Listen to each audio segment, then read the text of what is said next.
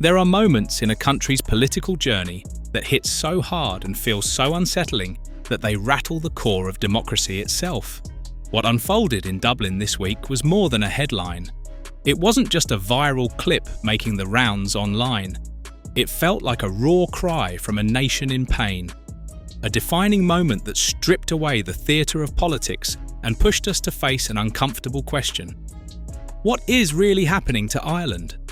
The heated confrontation between Nigel Farage and a group of Rama's protesters was about more than a simple argument. It wasn't only a dispute over Middle Eastern politics, it exposed something deeper and far more troubling. Before we go any further, a small favour. If this content is useful to you, please like the video and subscribe to the channel. Now, let's continue. It became a powerful sign of a culture coming apart right in front of us. What truly caught global attention wasn't the anger itself, but the heavy silence that came after it. Let's be clear about what actually happened. Nigel Farage, a figure well known for his controversial opinions and blunt style, stood in the centre of Dublin and said what many Irish people have quietly felt for years, that free speech is under attack, that open political discussion is being smothered by a risky mix of radical ideology and institutional fear. And how did the crowd react? Not with conversation, not with peaceful protest, but with threats and acts of violent intimidation.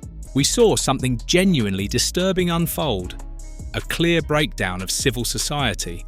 But what really unsettled people wasn't only the chaos on the streets, it was the overwhelming silence from the Irish government. Where were the defenders of democracy? Where were the voices that should have stood together and said, "We don't have to agree with Nigel Farage, but he has the right to speak"? Where were the Taoiseach, the ministers, the journalists who so often claim to stand for freedom?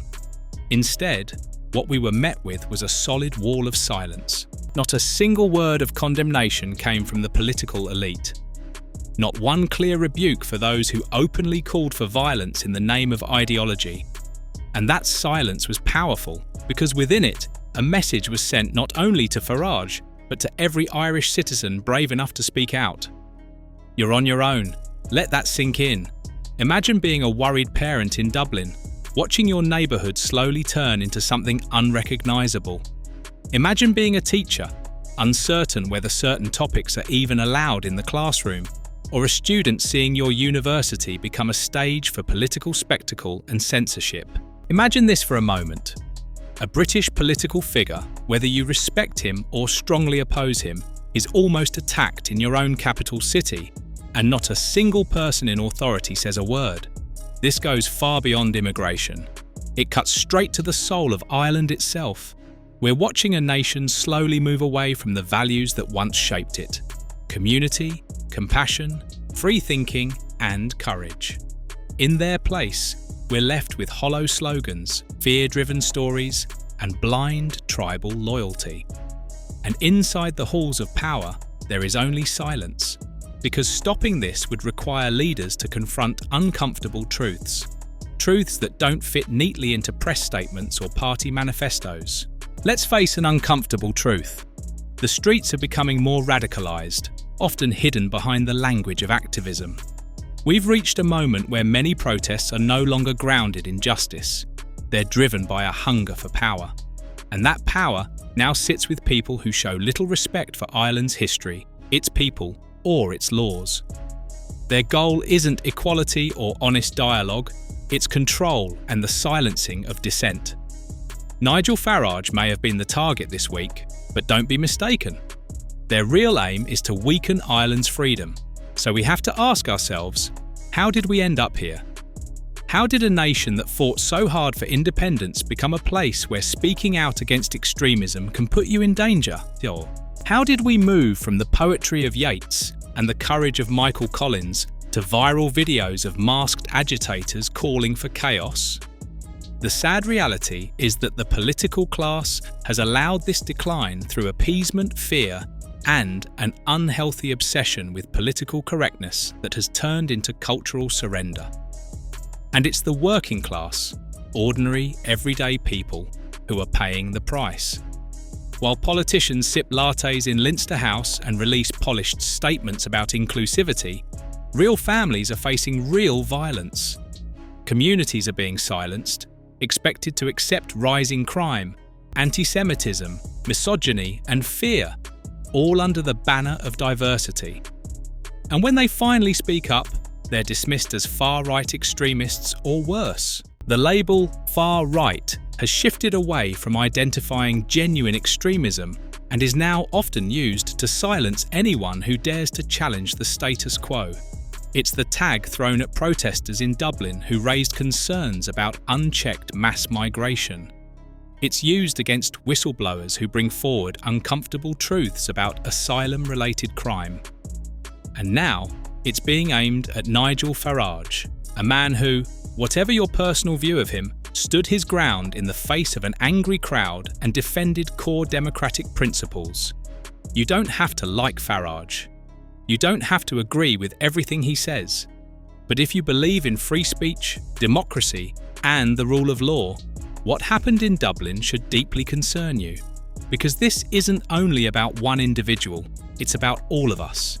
It's about whether we're willing to defend the values that define us, not from outside threats, but from forces growing within our own society. Here's the most painful part. Millions of Irish citizens feel the same unease. They see what's happening. They feel the tension creeping into their communities. They hear the stories the mainstream media chooses to ignore. They know something isn't right, but they're afraid to speak. And who could blame them?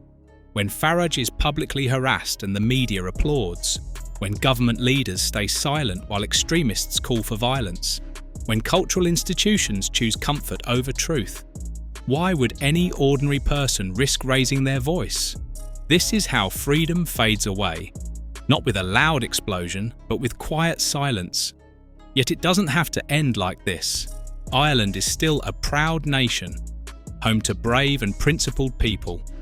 This dark moment can become a turning point if enough of us find the courage to speak up. Not for Farage, not for any political party, but for Ireland itself. The real question now isn't whether you agree with Nigel Farage. It's whether you believe in the right to speak freely, even when it's unpopular. Whether you believe violence and intimidation should never be allowed to win. Whether you believe the government has a duty not only to protect its citizens physically, but to safeguard their dignity, their minds, and their spirit. If you do, then now is the time to speak. The silence from Dublin's leadership this week wasn't just weakness, it was a betrayal. A betrayal of every Irish citizen who still believes in truth, integrity, and democracy.